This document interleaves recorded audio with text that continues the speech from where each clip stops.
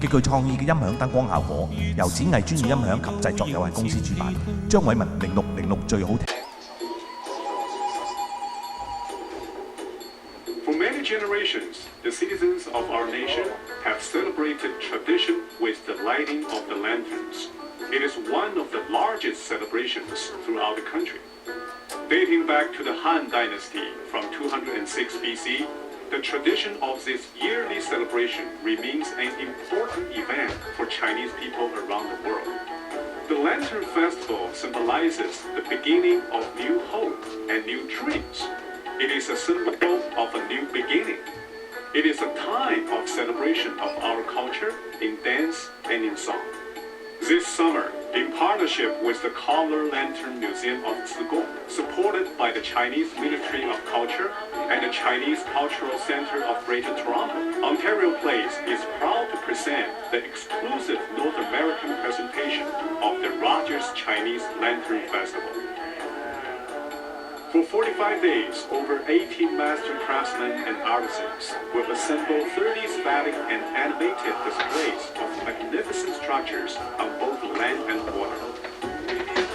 You and your family can stroll through the specially constructed Chinese marketplace, resembling the essence of a Beijing market.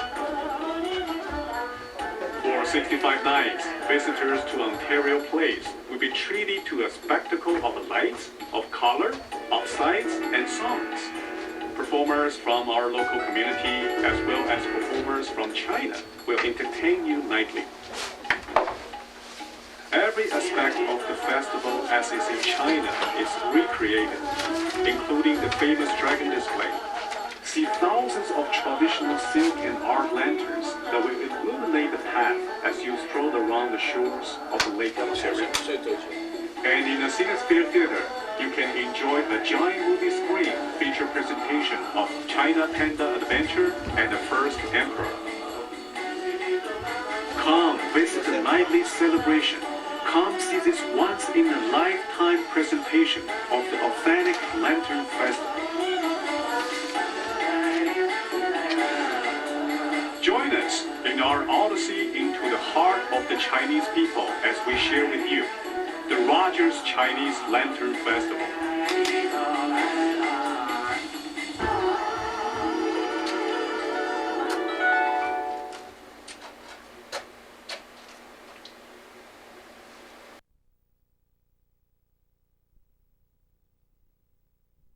一個近距離全接觸嘅演唱會，全新製作，極具創意嘅音響燈光效果，由展藝專業音響及製作有限公司主辦。張偉文0606最好聽演唱會將於6月24號、25號星期六日晚上8點正，加座 Hilton Suite Ballroom 演出，特別嘉賓羅敏莊小姐，票價72蚊、88蚊、108蚊、128蚊。售票地點萬錦廣場，逢星期一至日；太古廣場逢星期5、6日。票務熱線416-312-1268。一個近距離全接觸嘅演唱會，全新製作，極具創意嘅音響燈光效果，由展藝專業音響及製作有限公司主辦。張偉文0606最好聽演唱會將於6月24號、25號星期六日晚上8點正，加座 Hilton Suite Ballroom 演出，特別嘉賓羅敏莊小姐，票價72蚊、88蚊、108蚊、128蚊。售票地點萬錦廣場，逢星期一至日；太古廣場逢星期5、6日。票務熱線416-312-1268。一個近距離全接觸嘅演唱會，全新製作，極具創意嘅音響燈光效果。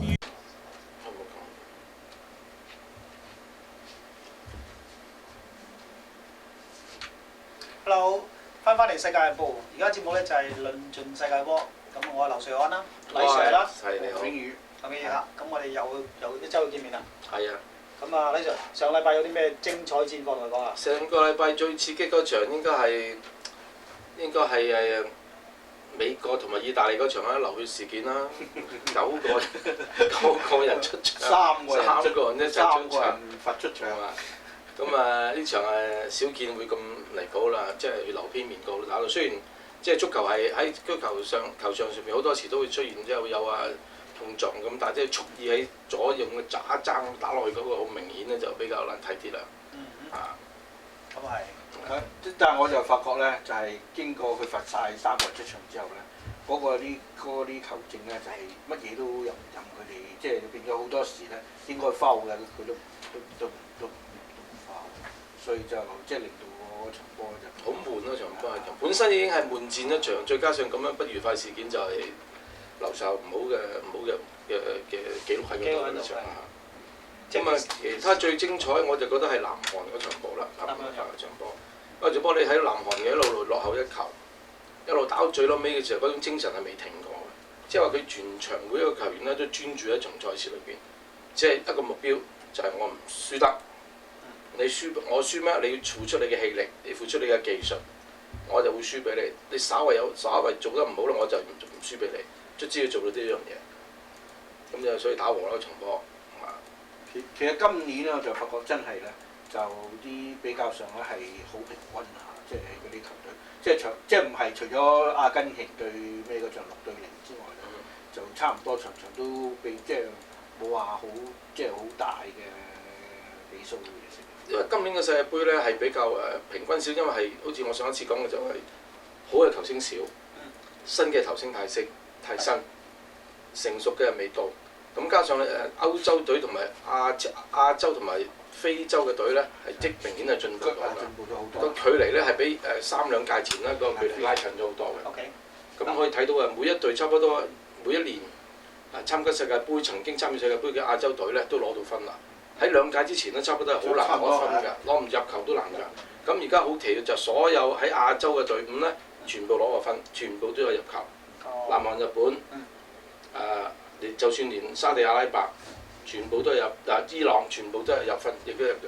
咁即係一個可以。咁即係你指即係亞洲地區個水平係提高咗，定係佢嗰邊落咗咧？其實我覺得就亞洲水平係提高咗啲，但係歐洲嗰邊嘅水平亦都唔係話佢提升得冇咁高，即係大家雙贏繼續就好，即係比較或者 gap 越嚟越拉近啦。拉咗少少，因為今年係特別啲㗎。我曾經講我今年世界盃係歷屆之中係比較平凡少少㗎，就因為亞洲同埋非洲提高咗少少，歐洲新嘅球星新一代即係有名氣踢得好嘅所謂升級嘅球星少，所以形成今屆咁樣嘅。但係我保證喺下一場下一輪開始咧，正式攞出嚟就唔同晒㗎啦，你就會見到個分野喺邊度㗎啦。但係其實直至而家咧，就冇一隊即係標出，除咗譬如阿根廷嗰場贏咗6-0之外咧，其實冇一隊嘅嚟講，你譬如話巴西咁好嘢，但係巴西隊即係都唔係打得好好，連幾兩場。因為即係每人嘅賽事咧，你係個對手係好緊要咯。譬如對手出錯，自己突然間好啲，咁樣贏你多啲。即係每一場嘅狀態唔同嘅，好似第一場你好人，但係下一場咧即係冇咁好。有陣啲球員傷咗或者咩，我哋又唔知道。我哋喺即係可以喺即係報章上或者媒體上面知道呢件事，同埋咁對方係點踢咧，我哋就係之後睇到。但係你最清楚係睇個球場裏邊發生嘅事情，你會見到好似而家嗰度阿根廷好波，阿根廷發揮得好好啊！係要佢自己發揮，對手出錯或者對手唔好，可以令到你提高咗你嘅水平嘅，你嘅信心大咗好多咁會。但係即係你即係 suppose 頭講咧，就阿根廷嗰度咧就係個division of death 㗎嘛，即係話咧就4隊都好強，但係反而咧嗰度而家即係變咗2隊都出緊線啦，但係其他啲咧仲係即係唔係話咁，譬如而家西德出咗線啦，西班牙出緊線啦，根本上出到線啦，出到線啦嚇。但係其他啲好多第2隊咧都未決定㗎。未決定得到，但係咧其實都明朗化㗎啦。睇埋聽日就全部都會知道㗎啦。咁我睇咧今年嘅世界盃咧就係好多正話講話歐洲嘅水平唔提高得唔係太明顯之外咧，咁另外咧最緊要就係每一隊亞洲嘅球隊咧，今年特別搏命嘅，即係可以睇得到個水平提高咗。其實而家澳洲係咪屬於亞洲嘅？下一屆佢就澳洲啦，因為佢今年就先正式申請咗入去亞洲區。因為本身係大洋區嘅澳洲，係咩？係。本身係大洋區即係得幾隊啊？得台灣啦，咩嗰隊咩州啊，菲茲 Island 啦，嗰扎咁嘅嘢嚟嘅。咁佢打完喺嗰度贏咗之後，佢仲要對南美洲即係包尾嗰隊，咁就再打一個出嚟㗎，即係咁樣出嚟嘅。咁樣佢直情入咗亞洲啦，第二年佢費事踢打。咁梗係啦，因為你根本上冇乜興趣嘅。係啊，年年都係咁樣，年年都係。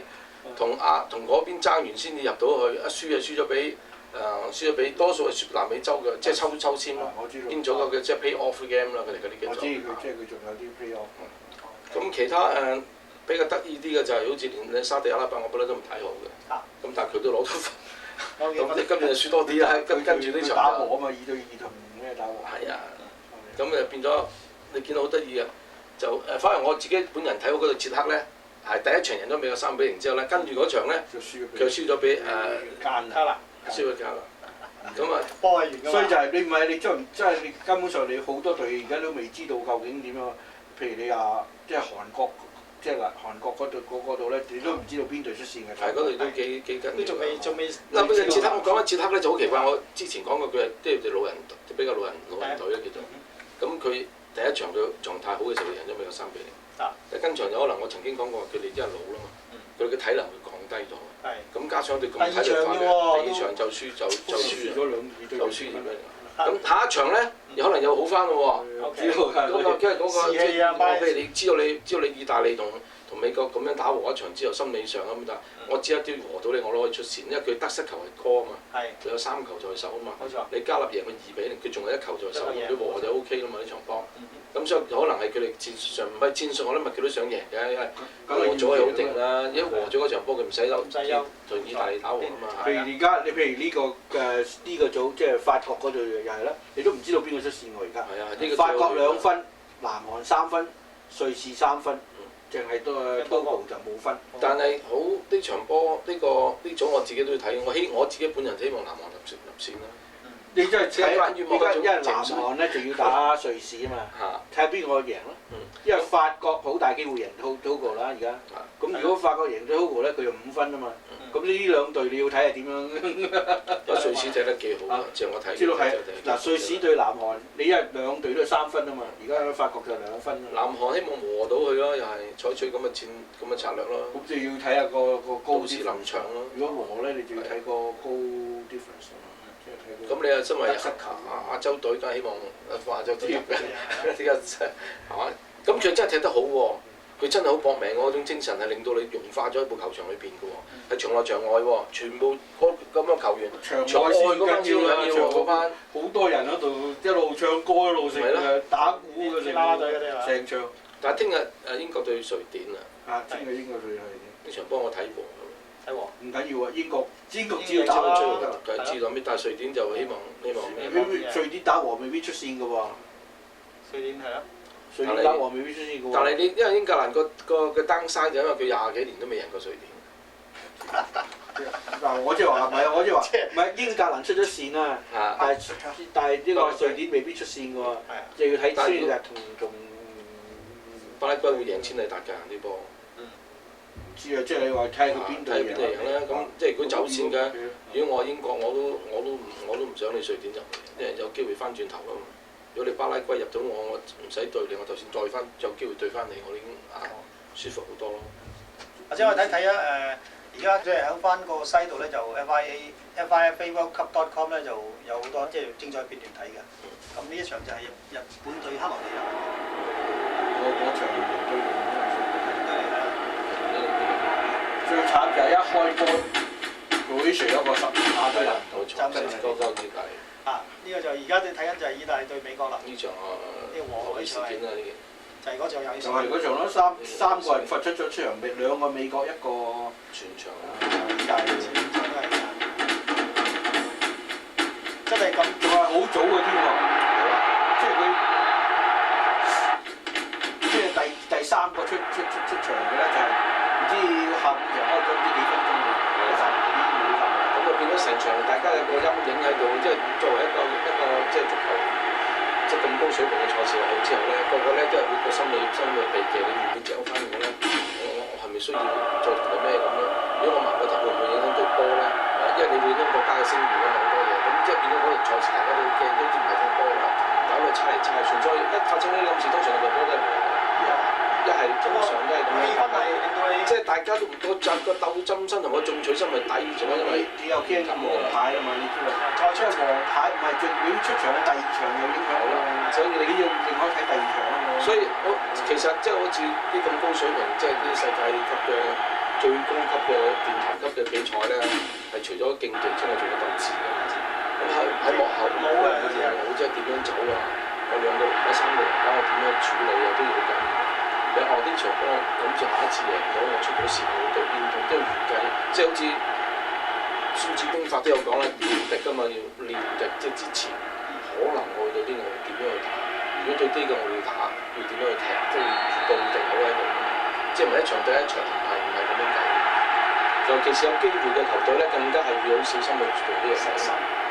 電腦分析啊嘛，而家Fiverr 決定咗罰嗰個意大利嗰個，我今日都未聽到咩消息，不過係應該罰㗎啦呢個，真係咁太咁樣分咯。因為你可以話佢太明顯，你可以話佢係太過即係粗野。出去專就係直情係好明顯啲人睇到你爭，佢哋唔覺意有陣時會跳高頂個波一劍親，但你嗰個咁樣打落去咁樣係啊。咁對方係真係完全冇準備，佢係好想即係。即係兩個都係想向上高頂，但係佢嗰個係一聲咁樣打落去嗰個波。你如果大力啲撞斷其他位置，唔知有咩事發生，佢可能分埋啦。咁算唔算係即係今次世界盃嚟講係最暴力嘅場咧？係佢最暴力，但其實其他咧有好多都係暴力嘅，但係冇咁明顯啊嘛。有啲人識點去矛，球證睇唔到即係即係佢係做咗出嚟，但係令到你覺得即係都唔係好過，係咪咁嚴重？但係嗰個係全世界睇到，你唔能夠令到個球證難做，咁球證唔能夠唔罰，唔能夠唔理，唔能夠唔知噶嘛。咁話啲什麼球證嚟㗎？即係咁明顯都唔罰佢係咪？但有啲人咪揸埋走去扮頂一腳，咁你睇唔到㗎嘛？係啊，其實我諗佢個球證都唔會罰，如果唔係話真係佢自己流血嘅啫喎，即係有啲動作一定罰㗎，佢就算有冇流血都係一定要罰嘅，因為你出意啊嘛，呢個係你傷唔到人，你都係要咩㗎啦？呢一場就係話捷克對加納啦，比爾輸一場。係啦。其實捷克唔係話冇攻勢啊，呢場波，即係對方真係好快，好體力化。即係就係足球上嘅分野就係咁啦。喺呢啲位置有啲先進國家技術好嘅可能已經入咗，但佢就係係爭少少就爭少少。技術性問題啦。有陣時一兩球你即係分野得到嘅，即係把握埋門，把握到即係嗰個叫做感應啊，埋門感應嗰下你唔計呢個波喺呢度嚟，點樣做咧？係你當你好經驗嘅時候，或者你即係個個唔同嘅前鋒，有中意勁射，有中意輕佻，有中意過埋你，有中意執雞，係完全唔同。其實即係而家好多所謂國家隊都係即係集體軍嘅喎，即係佢哋根本唔係另外一隊，只不過就話呢個係亞洲杯，然後嚟 call back。咁冚唪唥都係咁㗎，因為佢哋夠默契，其實即係話唔係因為咧，即係而家嘅譬如，就算你話喺邊度打嘅，我冚唪唥係英國人㗎嘛。冇錯啦。唔會㗎啦，冚唪唥所以梗永遠係咁㗎啦，一路都係即係明星賽嚟㗎啫嘛。唔係因為咧，譬如國家隊通常都係一定係嗰個國家嘅公民去做，但係啲國家嘅公民有啲佢踢得好，或者第二個國家攞咗去第度踢啊嘛。咁但係做踢佢都係代表嗰個國家嘅一齊得。但係到歸隊嘅時候，有可能係4個國家嘅球員，4個國家嘅自己嘅國家嘅球員翻到埋一個國家隊再踢，咁所以個即係一齊集訓啊，一齊訓練嗰時候緊要咯。呢個最緊要咯。但係嗰段時間都上嚟機場，有嘅。但係佢成日都，因為你而家譬如佢呢個出線嘅時候，佢一定會將嗰班人已經係一齊打，即係打成1、2年咁。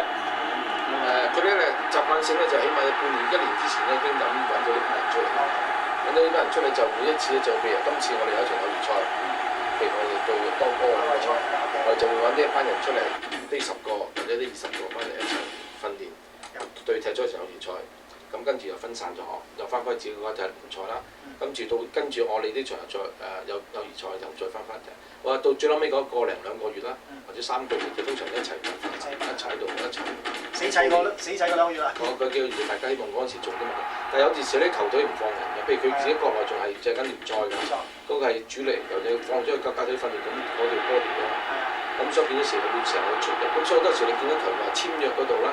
嗰時幾多千萬都好啦，一定要附帶一場，一定要附帶話我係一定可以代表國家隊，或者係咩事，即係我唔可以代表國家隊。呢啲係 Fiverr 講㗎 ，Fiverr 佢一定要放，即係唔係一定要放，盡情量盡量放，即係咁樣，因為佢因為個個都屬於即係 Fiverr。所以好多好嘅球員嗰陣時，佢見到話點解啲場唔出咁，其實佢咪唔想嚟可能。即係佢唔係佢嗰啲友誼賽啊，即係未必即係全部一齊出。即係佢有 full team 咯，未有，即係唔係成日可以做 full team 咯。咁至於你嘅友誼賽好多時你係唔得，好似有陣時點解美國排第5啊，即係個 table 排第5啊。咁有時或者佢同啲友誼賽十幾人得多，或者佢自己人夾得多咁嗰啲嘢，因為佢少人。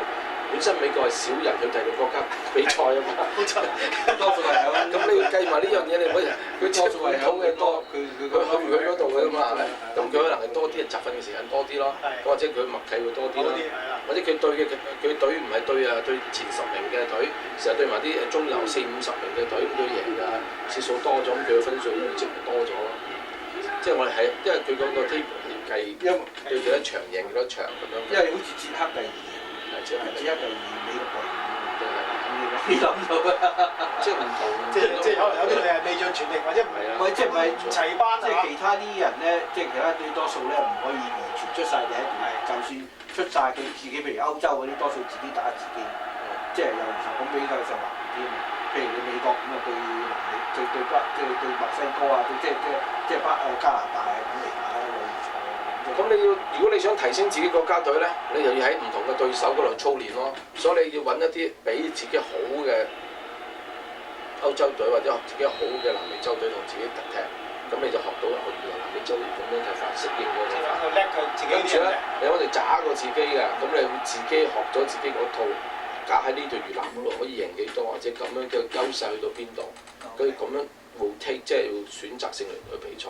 咁你從中你會知道自己嘅隊嘅好處壞處，去到邊度比自己好快嘅，我係整隊慢嘅，自己好快又揾你比自己更快嘅擺落去，咁我原來爭人哋幾多，爭啲乜嘢，左邊差啲啊，或者右邊差啲啊，原來對方嘅逆風咁樣快，咁樣就快，我哋自己右邊嘅閘咧就頂唔順嘅，咁喺呢度去慢慢操練自己咯，好唔同嘅形式去做嘅。你又認為譬如英格蘭依家決定咗出 Wayne Rooney， 即係聽日啦，就唔出嗰個 Courage， 咁你？我覺得都係好事嚟嘅，因為嗱，第一本身已經出咗線啦，第二 Ronnie 本身狀態唔好嘅，咁佢自己出嚟咁希望操翻好啲狀態啦，咁即係好似正話你日後仲要再入去12強制嘅時候，你一定揀一個好狀態嘅球員。咁有 Ronnie 好似話佢射波好，射到點樣好多，但係你睇好多你知道佢出外圍賽一球波未入過嘅其實，但係佢嘅作用就係除咗入波之後，佢仲可以牽制對方嘅後衞。咁佢落咗嚟，咁對方後衞驚佢個速度啦，佢話唔入到，但係佢真係可以衝陷陣㗎嘛。咁變咗對方後衞就唔敢放肆去助攻，或者唔敢壓上個中場。咁變咗英國國家隊咪可以即係有機會上嚟嘅時候會多啲咯，即係唔好大，永遠係前係永遠後㗎嘛。前啲而家着數啲㗎嘛。咁即係佢出佢嘅作用就係中場咁樣咯。即係我覺得佢係咁樣就我唔係佢哋啲。呢啲係大佬啊！即係我自己嘅分析就係咁樣啫。我即係即係我哋求其係評好多唔同嘅細節去即係攞個好嘅或者唔好嘅溝埋咁，我覺得咁樣會好嘅，咁先講出嚟大家分享。So far 其實 hit 未咧？其實會唔會仲係啲而家打32強都係仲係即係大家試下實力，即係除咗嗰場打交之外。其實而家連下即係由今日開始，跟住嗰4場都係已經係一個決定性㗎啦嘛。決定咗邊幾隊可以入去，即係除非你已經係出咗線，最緊線嗰啲係啦，最緊線嗰啲。但係而家你仲係要睇下你想係第1嘅第2，譬如好似德國咁，而家佢未必第1喎，因為個問題咧就係德國咧可能係第2咧就對英格蘭咁樣，所以唔係話即係好難講喎。你只雖然德國出咗線，你想唔想贏嗰場咧？即係你睇下你，如果你一定要贏嗰場，因為如果你 keep 住第1，咁你即係唔使對英格蘭即刻。所以其實大家都係嘅，其實條線就係德國一定要希望自己 keep 住第1線，英國一定 keep 住第一個組線，因為大家就喺16強之前後分開去，只係可以4強或者係喺決賽先對。下低咧巴西咧亦都唔想咁早過去，即係佢已經冇可能咧，佢下線呢條線咧，佢應該係搶住第一位嘅。佢搶住第一位咧，佢之後大選一路16場8強咁16去啫，佢有可能就西德就對巴西先，實西德唔係就係英國對巴西，贏咗嗰隊先至過去隔離先，就睇德國對荷蘭，我估計德國對荷蘭會爭入決賽。咁下低嗰線咧，有可能咧就係我仍然係睇到捷克咯。捷克即係機會佢係一路咁樣上翻嚟。咁韓國咧最慘嘅就係呢，其實韓國如果下一場佢出到線咧，佢最慘嘅要對西班牙。如果贏到西班牙就對巴西，咁即係條線已經差不多冇咯。即係前路艱辛啊！前路艱辛啊！都唔知啊，因為我覺得巴西唔係打得好嘅，即係兩場波都唔係好嘅。其實真係即係明顯。你睇佢對佢贏最近第2場佢贏2-0，其實好遲先入嘅，即係佢一路都0-0嘅。一隊0-0，但係咧一路咧即係朗拿度有啦，又入醫院又成啊，有啲咁新聞。唔係同埋即係反而即係對手邊隊係邊隊咁嘅啫？邊隊？巴西隊係咯，巴西對澳洲啊嘛，俾澳洲成二啊，都有。其實呢場波咧，如果你細心啲分析下咧，嗰場波咧差不多係巴西對英國呢隊嘅，因為澳洲嘅踢法咧好似英國㗎，即係所以話如果到時有機會巴西對英國仲係好難打，除非佢變咯，除非佢變陣。佢咧就嗱，我睇到即係我唔係睇晒成場，我直覺都睇到。上半場尤其是我估佢咧，就係佢上巴西咧就想向中間度，但係接入唔到。但係如果你睇啊，佢所以佢下半場咧就開始轉一轉，就多啲用後衞，即係你即係南美洲嘅打法多數唔係嗰度嘅。咁但係下半場就因為澳洲咧就等晒5個人喺中間啦，佢冇辦法入過去，所以反而我覺得巴西有一場有一個球員咧。你睇佢嘅光芒咧，即係失色咗嘅，就係朗拿甸奴。朗拿甸奴喺巴塞嘅踢法咧，係完全同巴西隊踢法完全唔同。好容易，你好明顯，即係佢掂波機會係少咗好多。就可能係佢戰術上嘅需要啦。我就唔即係你知我哋巴西隊或者佢好多唔同嘅因素去做呢，或者佢視人以弱，咁樣你隊波你都唔識用人嘅，你搞落去咁樣你都唔知點踢。有可能到真正去決賽埋身嘅時候，佢又會改變翻佢本身嘅踢法㗎。即係佢俾人哋視人以弱先啊嘛，兵不厭詐。係咪先？咁你要咁渣㗎，咁樣都睇得唔好咁慘。唔係㗎，如果佢輸咗俾澳洲嗰場，或者打和俾澳洲，佢都幾慘㗎嘛。佢下一場對韓國。係啊，都冇啦。嗰個贏咗，佢定咗台油嘅根本就係，跟住簽咗得好冇辦法啦，真係。即係簽咗得好，但係即係點都好啦，即係佢南船都有3分釘嘅咁就。好似最慘咪法國啦嗰場波，法國真係法國場波就即係咁多啦，出盡就。嗰場波踢得好㗎啦已經，你睇到好爽㗎啦，踢到已經。係啊，都要俾難民。佢應該亦咪第一樣嘢就係嗰球波。一講法國啱啦。最慘就係嗰球波，即係嗰球證唔知道，嗰個波已經入咗去嗰度。係咯，佢掂即係喺 on the line， 因為 off the line 唔同㗎嘛。因為佢咧入咗嘅球波係幾長？呢球波啊！有一球，即係應該入咗嗰時2-0㗎啦，入咗就係啊，咁咪又應法國贏嘅。法國對法國定係法國英有先？法國對韓國嚇對1-1㗎嘛。一邊係咯。佢一早入咗球啊嘛。跟住吹啦。但係有第2球應該入嘅。有一球係即係撞尾落翻嚟，佢喺個龍門裏邊接到個搭住個波㗎嘛。唔係，佢個龍門個腳嗰度撞翻出嚟。但係咧，佢咪將手整到，但係咧，佢隻手咧完全喺隻腳後邊嘅，差唔多入，我就認為入咗。我都覺得入咗啊，嗰波。不過我哋而家最終係球證決定啦。因為你兩個都係球證。我哋只係私人意見。但係如果個球波入咗咧，就難到冇輸㗎。又係輸啊！等你想睇1-2-0啊嘛。所以永遠都係完就係咁解啦。即係嗰剎那發生嘅事情，就影響到跟住嘅嘢好多。但係冇得追嘅喎，反正個球證換咗，除非你吹咗。冇得追㗎，吹咗冇追喎。佢又冇即係乜嘢都冇㗎嘛，因為而家即係足球嚟講，即係所吹瓜就個球證話晒事㗎啦嘛，而家咪即係入咗啦，呢個好遲㗎啦，佢打和嘅時候。遲有啦。OK，有啦係啦，打和呢個。但係最好嘢嗰啲即係觀眾啊！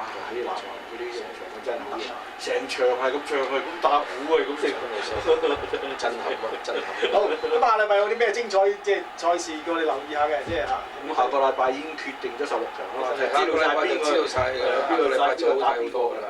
即係埋聽日，咁下個禮拜就好刺激啦，因為一場講啦嘛，即係冇得爭流攤㗎啦。咁你哋有冇啲 forecast 邊幾隊入晒16強會係？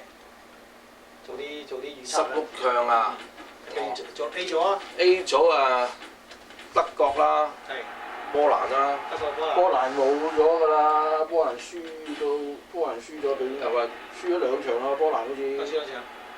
咁話之前厄瓜多爾。咁如果你講厄瓜多爾啦，厄瓜多爾同德國 ，OK。係啦。係咁啊 B 組咧 ？B 組就英格蘭、瑞典啦。瑞典係。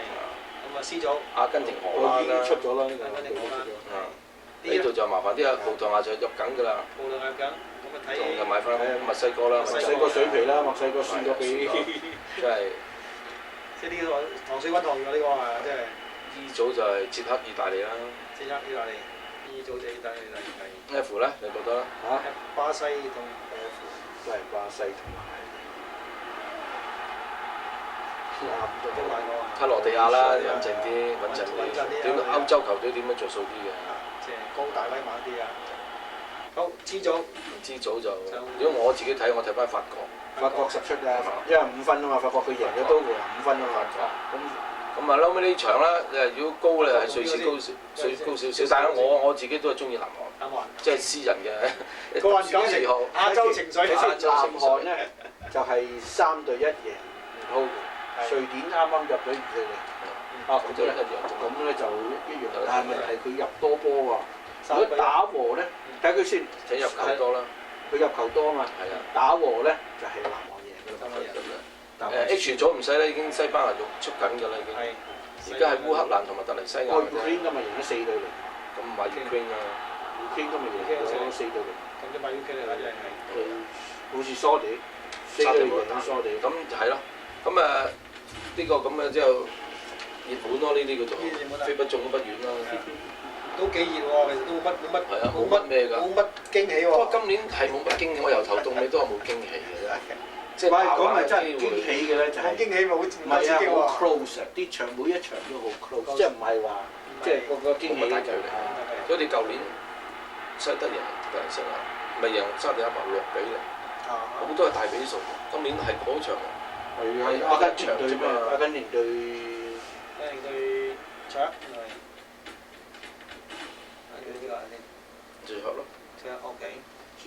6比0睇得嗰場波，其他你㗎啦。咪西班牙就贏4對0，係嘛？就係嗰4比0。咁嗱，整個你而家睇翻你所謂呢個咁嘅所謂我哋嘅少少預測咧，咁樣將歐洲隊全優晒。你都係淨係而家我自己咁樣講完出嚟之後，兩隊南美洲嘅球隊，其他全部都係歐洲嘅。仲慘就係巴西同阿根廷嘅同埋嗰條線喎，即係佢兩個係是但一隊可以入到4強或者入到決賽嘅。咁巧嘅呢個世界。呢個世界啊，抽籤嘅問題啊。抽籤嘅問題，咁你有歷屆世界盃嚟講咧，睇翻個賽程表，大家都睇過上網或者咩都知道。喺邊度？喺歐洲比笨就歐洲贏，喺南美洲比就南美洲贏，喺中立國家贏就南美洲贏。即係都冇乜點講，即係除咗支持地人話。支持地人，但係而家應該 close 啲嘅，因為好多南美洲嘅球員喺歐洲打波咯，咁咪即係習慣咗咯。咁即係呢幾年係即係又會接近好多啦。又唔同，即係有時有啲足球嘅係啦，即係已經係變，即係會變咗。咁歐洲球隊咧，去歐洲踢去南美洲嘅踢波係有影響啲，點都係嘅。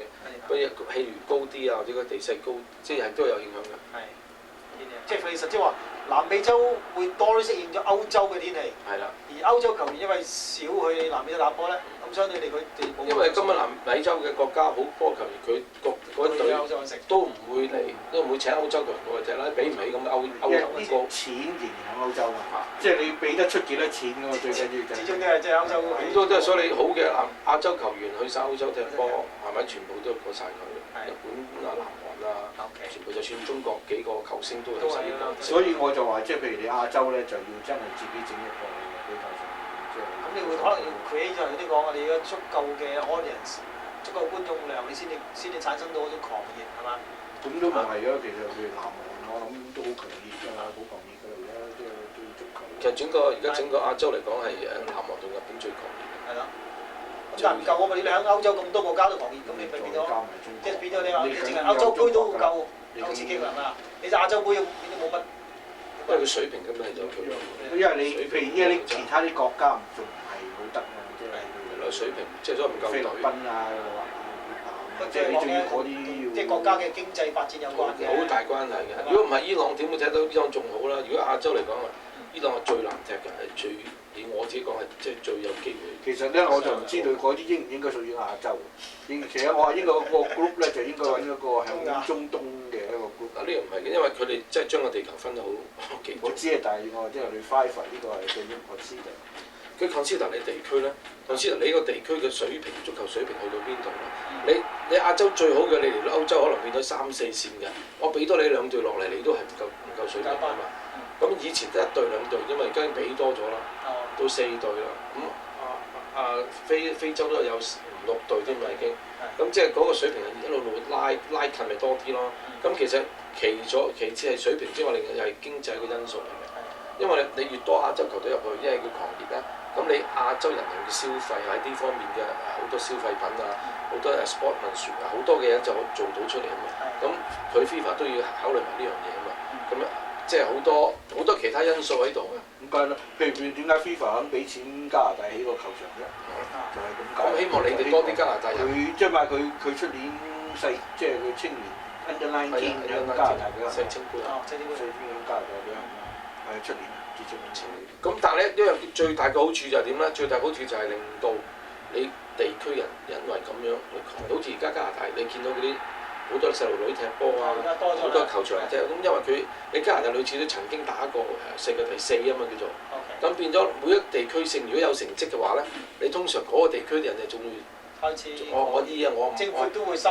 唔係，其實咧就老實講咧，就係響北美洲其實咧，響即係無論男仔女仔咧，響中學啊，up to 一個 certain level 咧，佢哋都好多人打，所以尤其是加拿大嘅女仔咧，將會我諗即係唔係話即係仲未到好高嘅階段啦，但係咧就響應該入到前6名，即係6名之內咧，應該即係 easy 啲嘅，尤其是女仔，但係即係就希望咧就係男仔都會好啲。男仔其實咧而家做緊青訓嗰邊啦，因為我哋自己嘅球場出入嗰陣時見到咧，做緊好多青訓嘅嘢。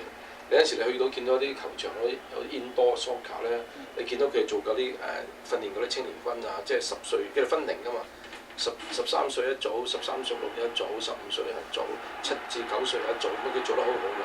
你見到佢哋細個踢啲波咧，有板有眼。係啊，佢而家即係好多人打足球，好多人打足球嘅，即係響即係中學啊，即係 up to 中學咧都好多人打。但最大問題而家加拿大一個全球嘅問題就係加拿大係唔夠錢嘅。好多 coach 同我哋講係唔同國家嘅，喺佢哋地區做緊 coach，即係踢緊甲組緊嚟咗移咗民之後咧，佢出嚟做教練咧教班細路仔咧，佢自己係居馬費都要攞埋出嚟嘅。政府係好少好少。而家開始咧就會好啲啦。好少。但係咧個問題咧就係另外個問題就係加拿大仲未有嗰個即係職業嘅。即係佢中意球隊唔夠，得2隊啫嘛。而家咧唔係，而家就係所以多倫多咧就係會參加北美洲嗰個總決賽。佢好似出年開始，但係唔夠，即係最緊都係唔夠隊嘅。其實加拿大即係你個睇法就係加拿大咁多種族，咁其實每一個地區有唔同嘅踢法嘅。譬如南美洲好腳法，歐洲隊有啲腦筋，或者係叫做戰術好啲。有啲南韓人即係佢好拼勁，即係中國嚟嘅或者係慢慢即係直不碌咁踢。咁每一個有唔同嘅踢法，融匯啊，就一齊，即係點樣將啲融匯一齊做一碟好嘅菜出嚟嘅。但係即係唔易咯。真係唔易，但係即係你睇係好，即係對波係有唔同嘅踢法㗎嘛，其實。咁其實加拿大有呢樣咁嘅個因素喺度㗎啦，個元素喺度，但係即係點樣去做好佢咧？咁好多人做，但係最大問題講翻轉頭，因為錢分定唔夠。你而家見到好多 red team 啦，即係 school team 或者一個區際嗰啲喺北合 team 啊，或者 scout team 啊 US team 代表學校嗰啲啦，同埋代表每一個地區嗰啲代表細路仔好好㗎。即係你睇到哇，好即係好有標青，好但係冇就去到邊度咁啊？真係好奇怪啊！其實而家開始有㗎啦，因為譬如我知道個女子隊啦，佢嗰啲即係佢對代表加拿大啦，佢出去譬如世界盃啊，即係出去係啊，佢一年有幾千蚊。哦，其實係應該要嘅。而家佢即係佢嗰陣時生咗最近即舊前年生咗個 contract，就話佢代表加拿大做一年有幾千蚊。咁而家多數因為佢多數去美國打，即係多數喺美國 college 打。美國咧而家咧佢有啲大學咧出咗 scholarship 啦，俾啲人落去嗰度。其實加拿大啲女仔個個都喺美國打㗎。係啊，攞獎學金嚟打。佢入到你知三寶國歌啦，最叻啲招㗎啦，你落嚟啦，落嚟先啦，你唔好立埋你。因為佢 college 好多錢啊嘛，佢啲 college 好多錢啊嘛，咁佢有晒獎學金，佢咪叫你哋。都冇嘢㗎，佢同個 college 佢賺到錢㗎，個 college 即係乜嘢 sport 都賺錢。哦，所以你冇講而家即係好緊要㗎，美國，譬如田徑，你講南美洲嗰啲冚唪唥，中美洲冚唪唥喺美國份。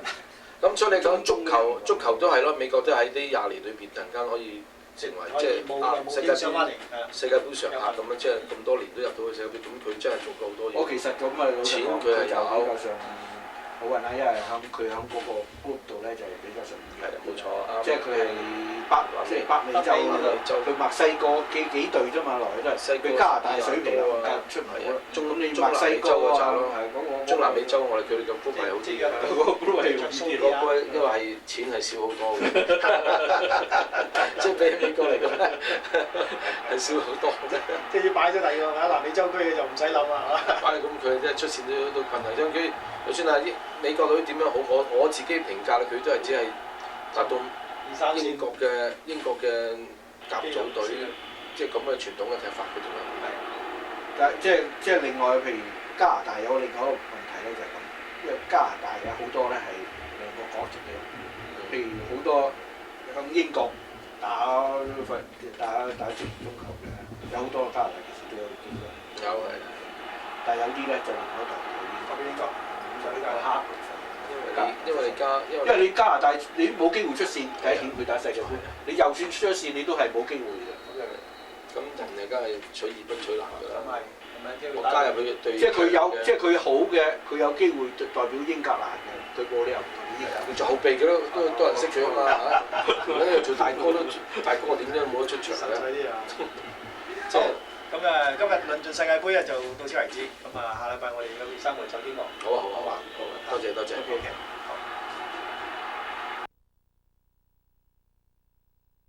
Okay. Hi there, welcome to another edition of Randy's Wellness TV on Toronto TV. I'm your host, Randy Rowett, and we are here today in the month of March because that's the time for the Holistic World Expo, and that takes place at the Metro Toronto Convention Centre here today.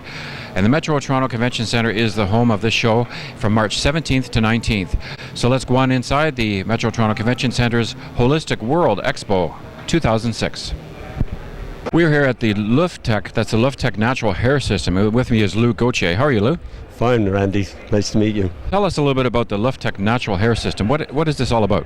This is a technique I developed back in 1982 after losing my hair for 17 years till I was totally bald. So what I found is hair loss is caused by inflammation and constriction under the skin. I have a technique that's partly relaxation, partly meditation, and what I've developed is a technique that physically pushes the skin out from the body, from underneath the skin.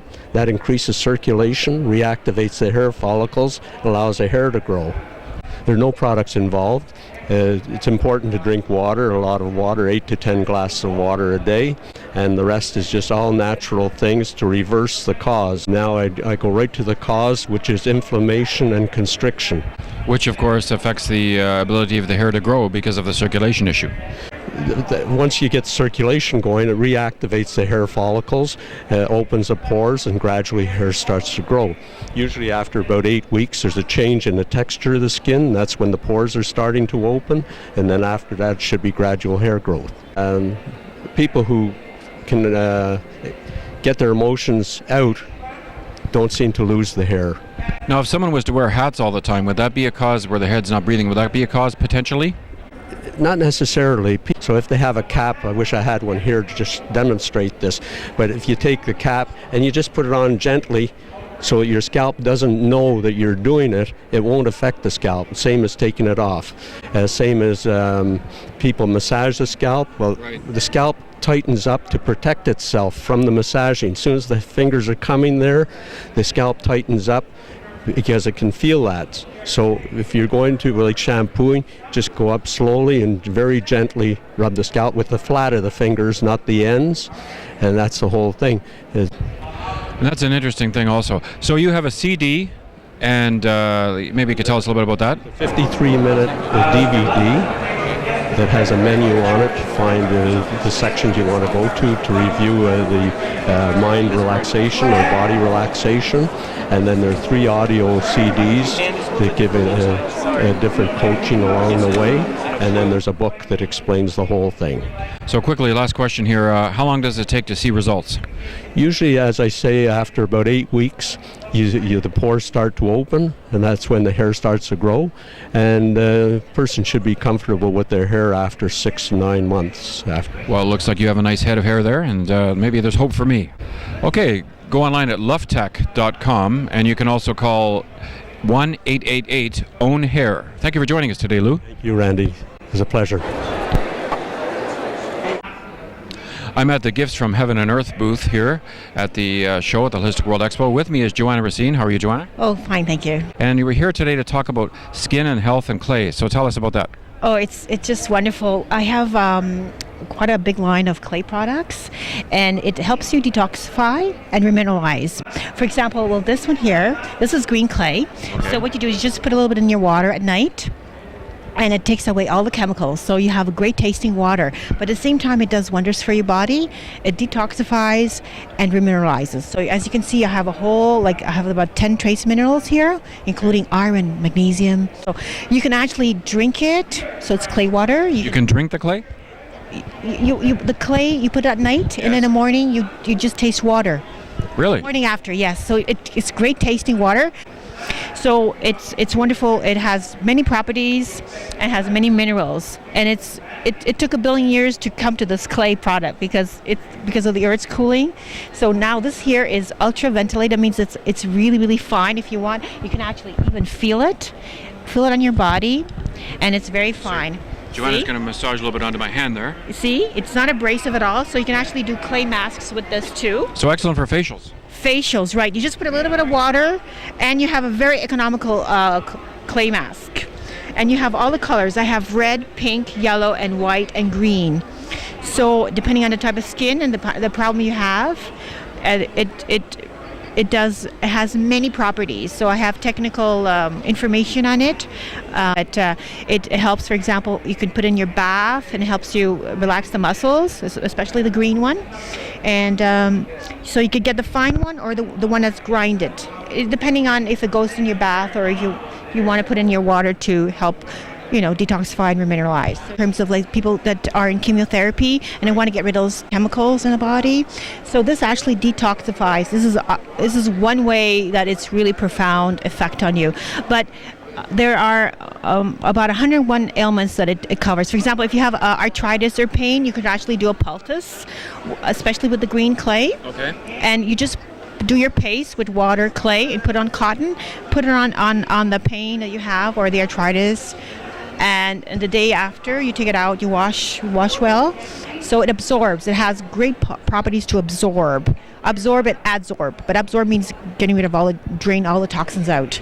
So that's why it's really powerful today. Okay, so contact Joanna Racine at giftsfromearthandheaven.com. But my number is 647-887-2126. Well, thank you for coming. Thank you. I'm at the Joy Fitness and Wellness booth with Eliza. How are you today? Good, thank you. Now you have an interesting little gadget there. Now what's this called? This is called Tai Chi ball. It's made in China. It's patent products.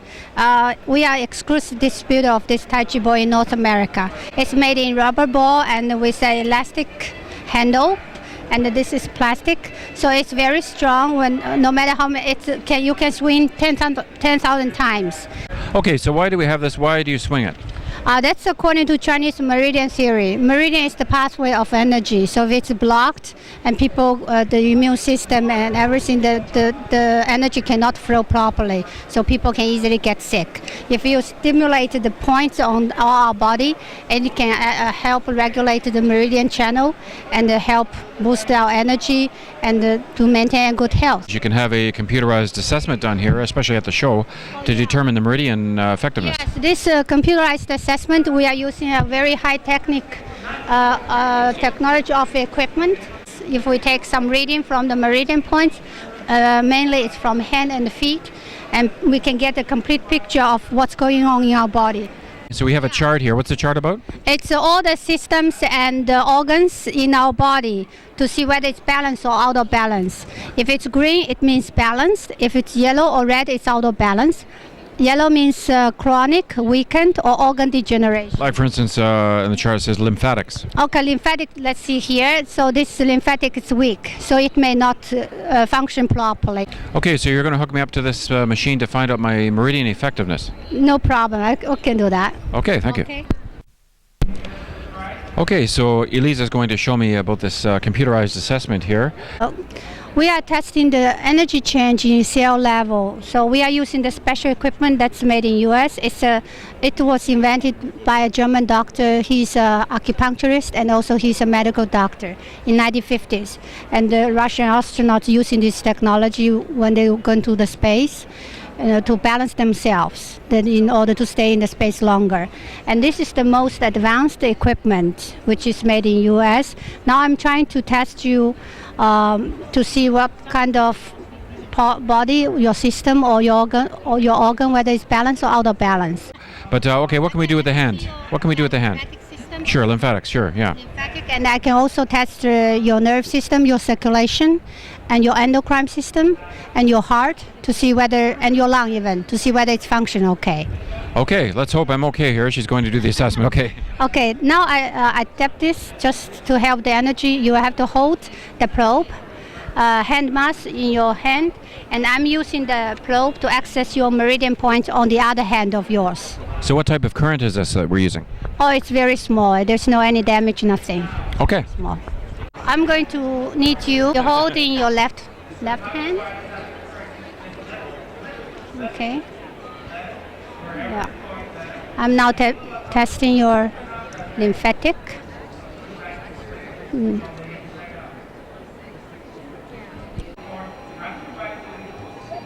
See this chart. So the line, we are taking the reading from your hand. That's the one when we access your meridian channel. So it balanced out when it finished. So the data was automatically saved in the database. It's in the green line. It means balanced. They have a range from 45 to 55. So it's the balanced line. We just check your lymphatic system. Now we are going to check your lung. From here, your lung is a little stressed out because it's in your red color and it's up above 55. So maybe from environmental pollution or something? Yeah, it's quite possible. Because this, we can detect any, it's just like an onion. We peel one layer by one layer and then we go to the root point. Okay. That's why we can find it. So we'll do the next one. It's your large intestine.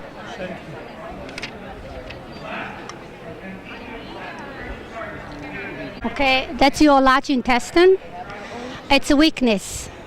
It's in yellow. I'm going to show you a chart anyway. You can see the chart. Lymphatic system, it's in green color, so it's balanced. And your lung, it's high. It's stressed. So you are not sick. It's just the information because your large intestine is a little weak. It's not extreme, but you have to take care. Otherwise, long-term out of balance, and people can easily get sick. Actually, maybe a tiny bit of constipation sometimes. Yes, you're right. You're right. Yeah, okay. Now, how do you do that balance? Okay, let's see. Now we find your large intestine. It's out of balance. We are using some natural products to test to see whether it helps you. Here I have some products which is made 24 different fruits and vegetables. It's all natural. It's very safe. The way of processing is freeze dry. it takes directly from the raw material. Manufacturer is a scientist. She is doing the research to see which part of the product, the material, have most nutrition our body needs. Okay, so are we finished our test? Almost? Yeah, I'm trying to. Okay, you're getting the results now. That's when we do the large intestine. It's yellow, and after you take the products, the large intestine becomes green. So it's very scientific. You did a compatibility test for the... Yeah, it's compatible with your body, so it means it's good for you. Okay. That would be the result of me correcting it. I would have to take this product here. Otherwise, it wouldn't correct. More. Thank you very much. And it's a wonderful system here. And how long has this been in operation? Our center has been operating for more than one year, and we are located in Danforth and Pape. Thank you, Eliza, of the Joy Fitness and Wellness, Joy Meridian Wellness Center. Okay, how can they contact you? You can call me 416-462-9889, or you can visit us at 715 Danforth Avenue. 715 Danforth Avenue. Thank you. Thank you. And now we'll move on to our next feature at the Holistic World Expo.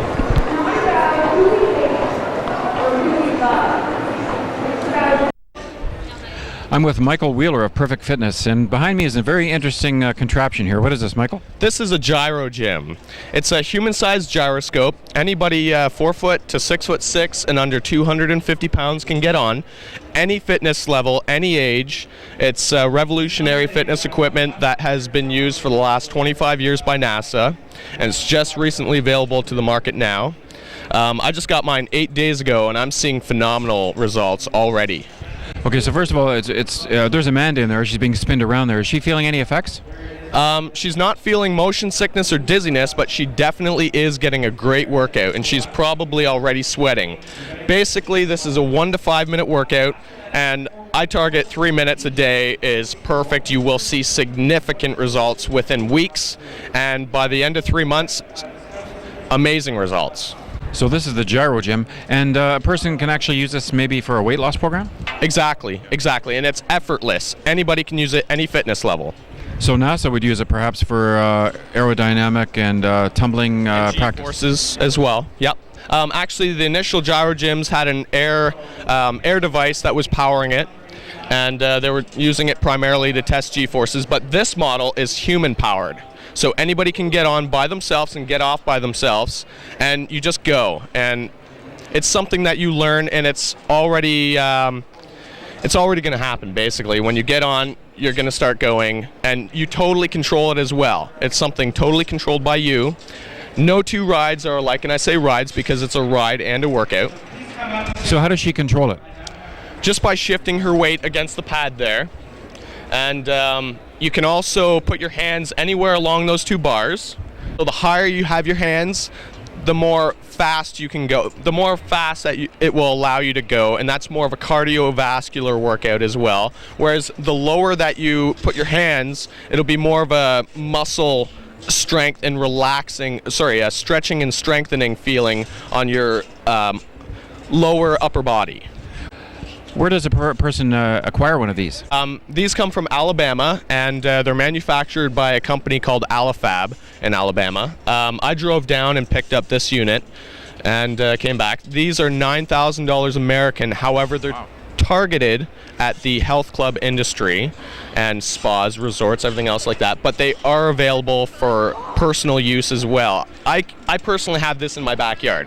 Well, actually, motion sickness and dizziness occurs when you're going in one direction and then you're stopping. You can notice that she is going in a globular. She's moving globular. Every which way, it's constantly evolving, constantly changing, and like I said, no two rides are alike. Okay, now you said you also have some other type of product available. Yes, I do. It's called Power Balls, and it's a handheld gyroscope. Basically, you get it started, it starts spinning, and then you move your arm to just get it going, spinning faster and faster. And top speed right now, there's actually world records, but top speed is about 19,000 RPMs, and it doesn't have any impact on your hand at all.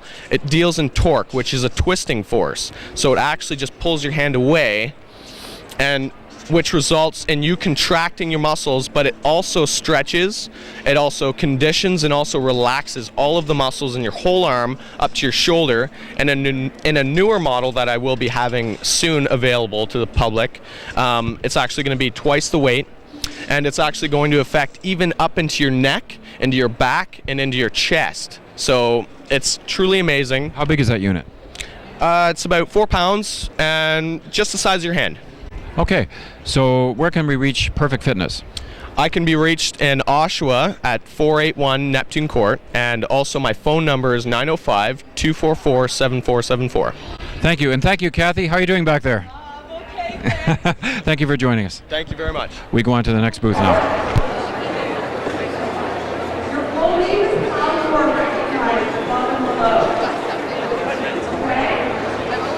When a woman takes on his last name.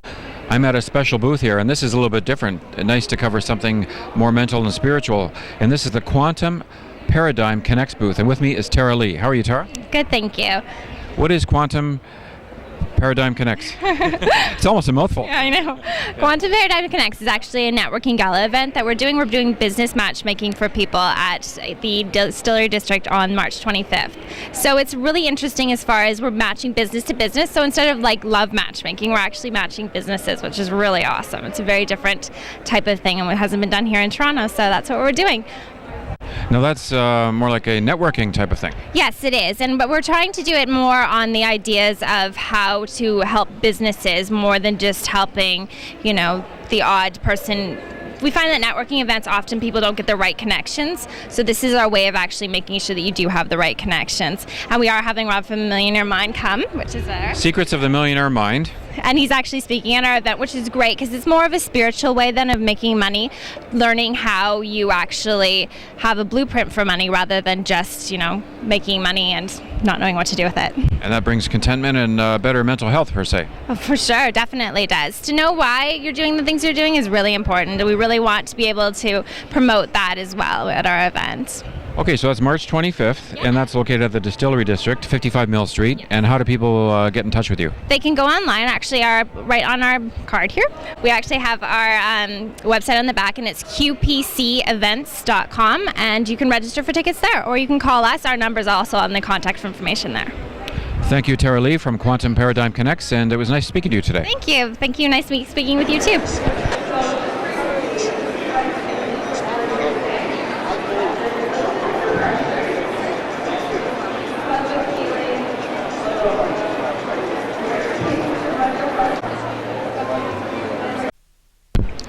I'm at the Fruit Expressions booth, and I'm joined by Yanis Zabo of Fruit Expressions. How are you?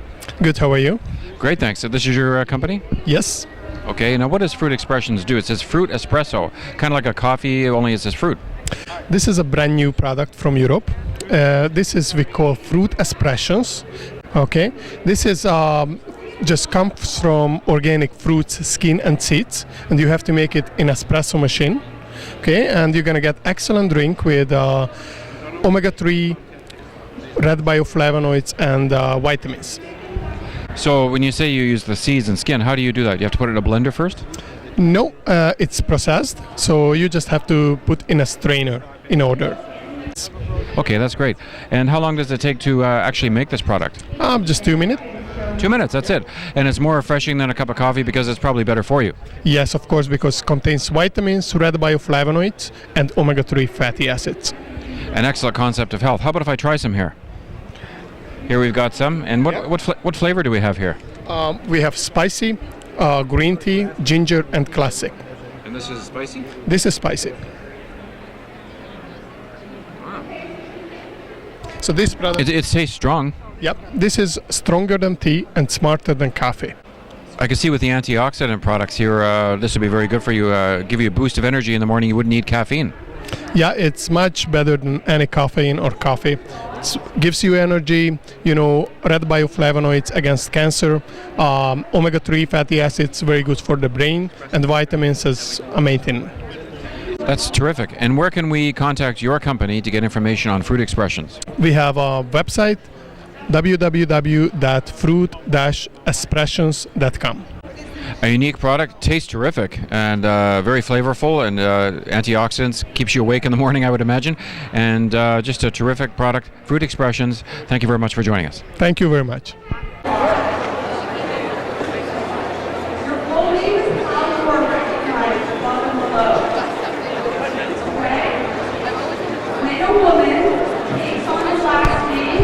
I'm with Dr. David Harper at the Mosaic Wellness Center, and that's an interesting booth here at the Holistic World Expo. How are you today? I'm very well, thank you very much. Now, what does Mosaic cover in terms of natural health? Mosaic covers chiropractic treatment, nutritional therapies. It deals with specific issues around viral load, managing your viral load, and detoxification. Now, in speaking about viral load, there's a lot of emerging threats and diseases out there now, avian flu, influenza, potential pandemic, and a variety of other day-to-day things. What does the Mosaic Center offer in terms of increasing health for people and decreasing the risks? Well, Mosaic Wellness has been working with a company called HZ World Group out of Vancouver, and also Dr. Cass Ingram from North American Herb and Spice, and we formulated a brand new product called Immune Cleanse that uses the wild oil of oregano as well as bay leaf oil and lemongrass oil to deal with that viral threat. He's involved with this project with the wild oregano. That's exactly right, and so we're working together with Dr. Ingram, and we're very pleased to be associated with him and have exclusive distribution, exclusive management of this new particular product. Can we have a look at the product? Yes, here it is right here. It's called Immune Cleanse. You can see in the bottle here. Immune Cleanse. It's a dropper type bottle. It's exactly right, and it's just used very much like the wild oil of oregano, except we have the added benefits and the added potency of bay leaf oil as well as lemongrass oil. Now, there's a lot of studies out there which talks about the benefit of wild oregano and its antiviral, antifungal type of properties. This is a fantastic product, and will we hear more about it in the future? You absolutely will, and we're really excited about it because of its new innovative formulation, and Dr. Ingram's also very excited about it, and we're pleased to be here at the show today. Okay, where can we reach Mosaic Wellness Center? Well, Mosaic can be reached by phone at 905-629-0688. We're on the web at www.mosaicwellness.com. Thank you, Dr. Harper. Thank you very much. Well, we're talking now with Yvette Murray, and she's the show producer of the Holistic World Expo. Yvette, a terrific show this year. Thank you so much. It's been very, very exciting. And I see there's some wonderful things added. We have the Healthy Shopper section. Yes, a wide range, over 20 exhibitors within the pavilion for natural organic products. Taste testing, lots of fun. And I also see there's some incorporating some different things now too, like there's wellness from a financial perspective. We saw that from a health and wellness as well. Definitely, it's very well-rounded. Anything to do with mind, body, and spirit, and how you live your life overall. And there's all aspects and factors to that. So this is the 2006 show, and where do we go from here? What happens to the Holistic World Expo next year? Well, we've got a massive show planned up for next year. The exhibitors are very excited. We've got a lot of them already signing on for next year, and the Healthy Shopper Pavilion will become the Healthy Shopper Market, and we're going to expand that as well.